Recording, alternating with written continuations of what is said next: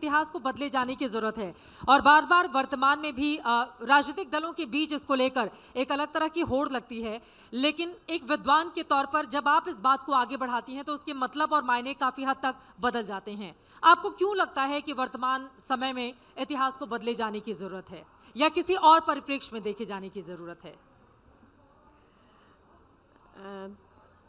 मुझे खुशी है कि आप लोगों ने हमें ये मंच दिया और जेएनयू में बतौर प्रोफेसर काम करते हुए मैं अपने छात्रों से और अपने शोधार्थियों से ये हमेशा कहती हूँ कि हिस्ट्री का मतलब है हिज स्टोरी, उसकी कहानी।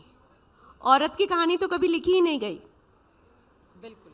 जितने भी आक्रमण हुए और जितने भी राजा महाराजा हुए, उन्हीं की कहानी लिखी गई। उनके पीछे जो उनके लिए प्रेरणादायी फोर्सेस थीं, उनके बारे में तो लिखा ही नहीं गया।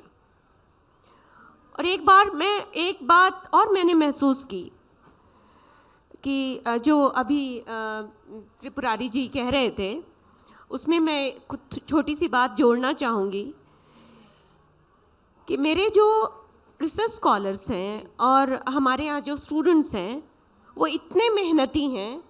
मुझे खुशी है कि मैं एक ऐसी यूनिवर्सिटी से संबंधित हूँ जहाँ की मैं समझती हूँ कि 80% जो छात्र हैं, जो शोधार्थी हैं, वो बहुत मेहनत से काम करते हैं। और इनकी बात, त्रिपुरारी जी की बात से मैं बिल्कुल सहमत भी होता है। बिल्कुल सहमत हूँ कि वो अपने दूर दूर से अपना सपना लेकर आते हैं और अपने सपने वो पूरे करते हैं, पूरे करने की कोशिश करते हैं और वो जानते हैं कि मेहनत का अर्थ क्या होता है।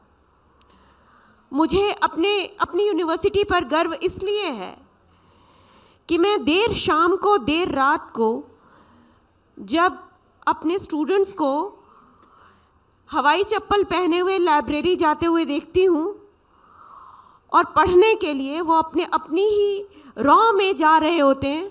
कोई आईएएस बनने के सपने से जाता है, कोई अध्यापक, कोई फिल्म स्टार, कोई गीतकार।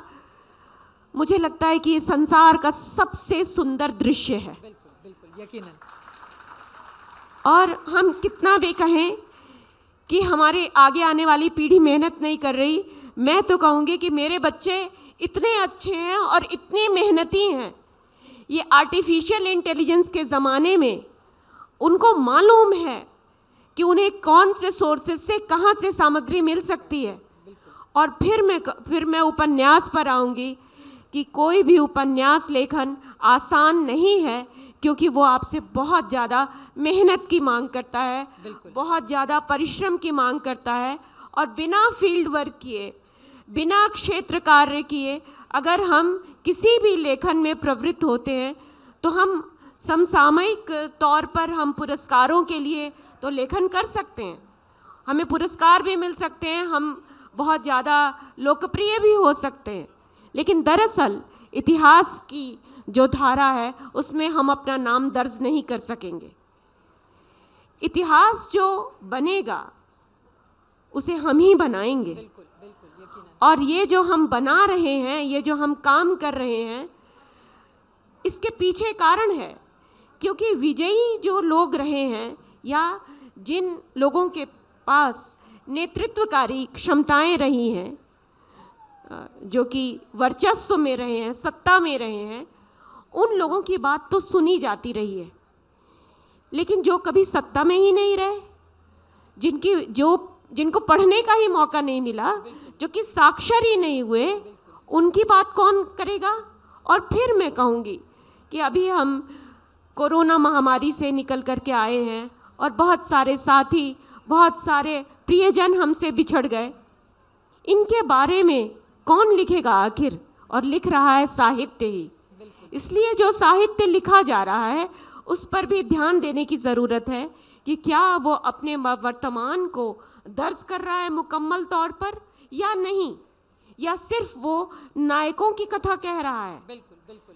इस समय हम नायक तो हम ही गढ़ते हैं, जी, जिसकी नायक तो हमें लेखनी में अगर गढ़ने कोई हैं। बहुत बड़ा नाम होगा बिल्कुल। और उसने किसी के बारे में लिख दिया, बिल्कुल। तो यकीनन नायक के तौर पर वो तमाम हाथों हाथ में जी, जाता जी, है। बिल्कुल। लेकिन यहाँ पर एक और चीज, बड़ी तादाद में यहाँ पर लोग आपको सुन रहे हैं और लाइव साहित्य आज तक के और जी। आज तक के अलग अलग प्लेटफॉर्म पर, डिजिटल प्लेटफॉर्म पर लोग आपको सुन रहे हैं और यकीनन आगे आने वाले वक्त में जी। इसको और सुना जाएगा। मैं आपसे ये जानना चाहती हूँ, एक बहुत बड़ी तादाद में कोरोना काल का आपने जिक्र किया, जो स्टूडेंट हैं, विद्यार्थी हैं, उनका किताबों से मोह भंग हुआ है, उनके हाथ में मोबाइल है और वो मोबाइल में अपनी एक अलग ही दुनिया में विचरण कर रहे होते हैं। ऐसे लोगों के लिए आपका क्या संदेश, क्योंकि किताबों की जगह कभी भी मोबाइल, डिजिटल दुनिया नहीं ले सकती, आपको उस पर आना ही है। लेकिन उसके लिए इन लोगों के लिए, जो लोग सामने बैठे हुए हैं, खास तौर से जिनका किताबों से थोड़ा थोड़ा, हालांकि ये साहित्य आज तक में आए हैं तो इनका मोह जरूर होगा, लेकिन बड़ी तादाद में लोग हैं जिनका मोह भंग हो रहा है युवाओं का, उनके लिए क्या संदेश देना चाहेंगी आप?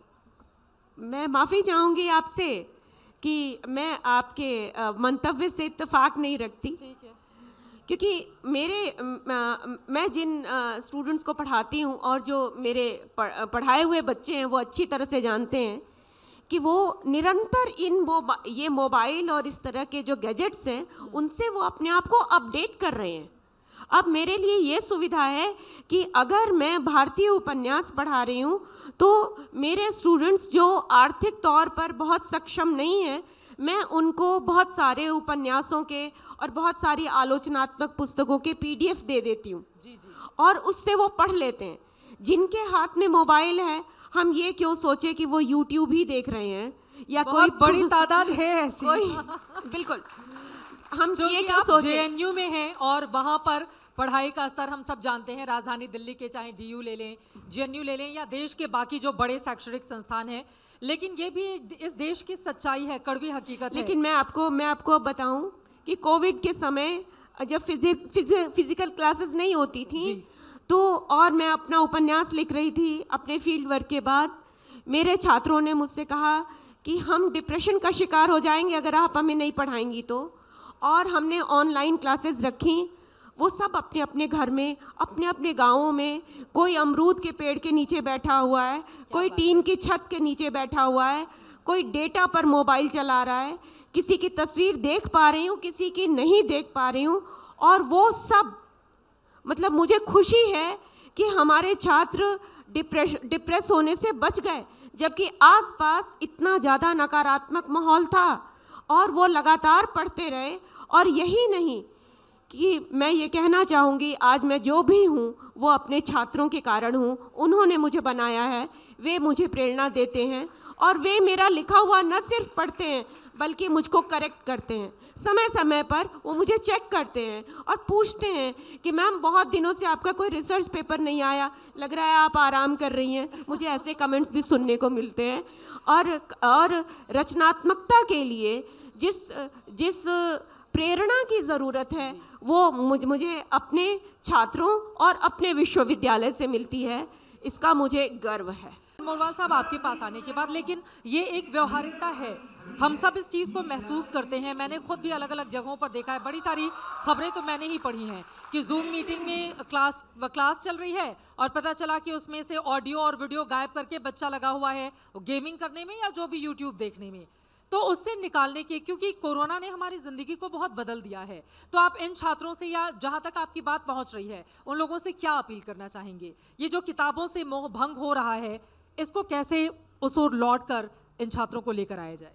देखिए, आपने जो बात कही और जो गरिमा जी ने बात कही, मैं गरिमा जी की बात से बहुत पूरी तरह सहमत हूँ कि शब्दों की दुनिया कभी समाप्त नहीं होगी, कितनी ही कोशिश कर लीजिए। ये देखिए, मोबाइल है, गैजेट्स हैं, ये एक तरह की तकनीकी है। मेरा ये मानना है कि एक लेखक के तौर पर मैं इस गैजेट्स का, मैं इस तकनीक का बहुत इस्तेमाल करता हूँ। अब ये निर्भर आप पर करता है कि आप उस टेक्नोलॉजी का इस्तेमाल अपने फ़ायदे के लिए करते हैं या किसके लिए करते हैं। जैसे मैं आपसे एक उदाहरण दूं कि मैं पिछले 5 वर्षों से कागज़ और कलम का इस्तेमाल नहीं करता अपने लेखन के लिए, मैं सीधा लैपटॉप पर करता हूं।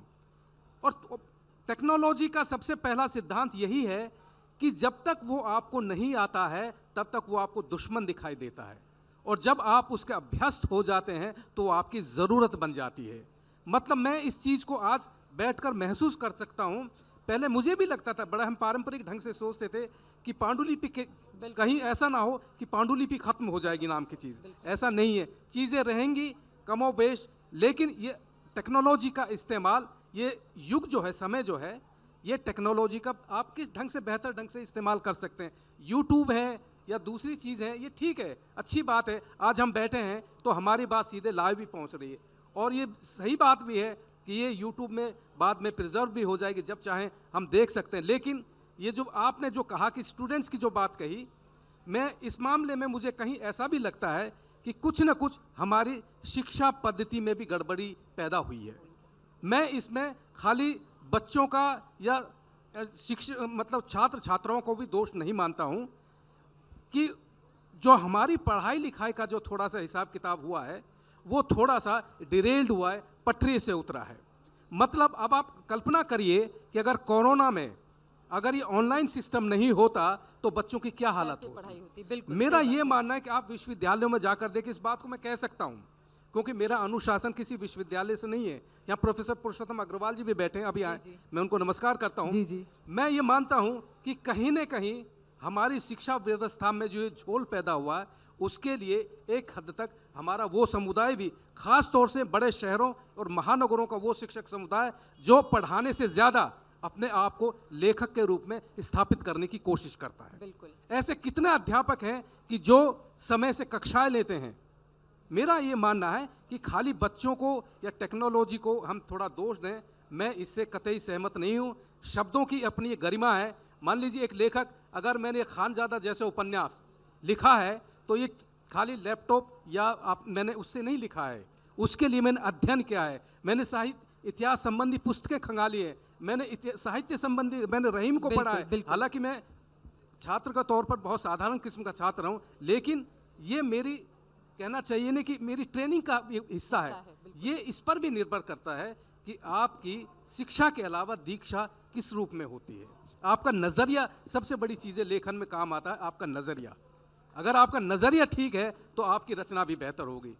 तो मैं समझता हूँ कि मुझे तो कम से कम इससे घबराने की ज़रूरत नहीं है कि बच्चे पढ़ते नहीं हैं। मतलब पहले भी देखिए, आज से नहीं, आज से 20 साल पहले भी, 25 साल पहले भी हिंदी का उतना ही पाठक था, और जिस तरह से संख्या बढ़ी है उस औसत वही है लगभग। हम जो पाठकों की बात करते हैं, हम गंभीर पाठकों की बात करते हैं। ये पाठक नहीं होते हैं ये जो छोटी छोटी किताबें या चलते वलते और जिस तरह से देखते, लेकिन इस दायरे को और ज्यादा व्यापक बनाना है। व्यापक बनाता है टेक्नोलॉजी। जी सर, एक जल्दी से 2 लाइन में।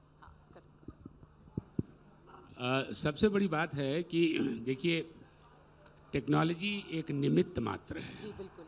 आज के हमारे लोक चिंतन में टेक्नोलॉजी को एक अंतिम उद्देश्य मान लिया गया है। It is not the end, बिल्कुल it is only suppose to be a means. बिल्कुल बिल्कुल। तो हम जब अपने छात्रों को, अपने युवा वर्ग को, अपने समाज को जब ये बताना चाहेंगे, ये कहना चाहेंगे, निषेध करना बराबर एक प्रतिक्रिया उत्पन्न करता है। बिल्कुल बिल्कुल। निषेध की अवज्ञा बराबर होती रही है। बिल्कुल, बिल्कुल। ये इतिहास अगर कहिए तो इतिहास का सबक सबसे बड़ा यही है कि निषेध की अवज्ञा अनंत काल से होती रही है। तो निषेध पर मत जाइए। हाँ। आप उसे ये बताइए कि टेक्नोलॉजी एक निमित्त मात्र है, इसका आप सार्थक उपयोग कैसे कर सकते हैं। कोई ज़रूरी नहीं है कि उल्टा पलटा करके आप किताब पढ़िए, उसी से आपका ज्ञान वर्धन होगा। हाँ। और जैसा मैंने कहा, चयन के पीछे भी चिंतन होता है। बिल्कुल। अगर चयन के पीछे कोई चिंतन प्रक्रिया नहीं है तो वो चयन बेकार है। ठीक है सर। उससे कोई सार्थक उद्देश्य नहीं सिद्ध होगा। और वो चयन भी वो चिंतन भी तभी परिष्कृत होगा जब आप समझ सकेंगे, आपका ज्ञान परिष्कृत होगा। जब आप परिष्कृत ज्ञान के आधार पर, चिंतन के आधार पर चयन करेंगे, तभी आपके लिए वो कुछ सार्थक हासिल कर पाएगा। इसलिए निषेध मत कीजिए। बिल्कुल।